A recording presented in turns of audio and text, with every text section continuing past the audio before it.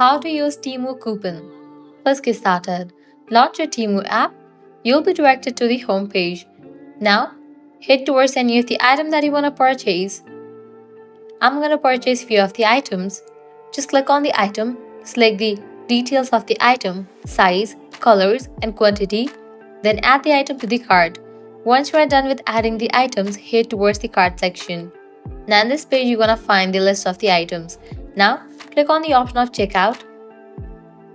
Once you're on this page, you'll be prompted to enter your shipping address, then select your shipping method, payment method. Scrolling down, you'll find this section of apply coupon code. Click on that. Now from this page, you are able to use the coupon code. All they have to do is type in your coupon code over here and then click on apply. With that, the coupon code will be applied. Now go ahead and click on confirm and confirm your order. Our next thing you want to do is head back.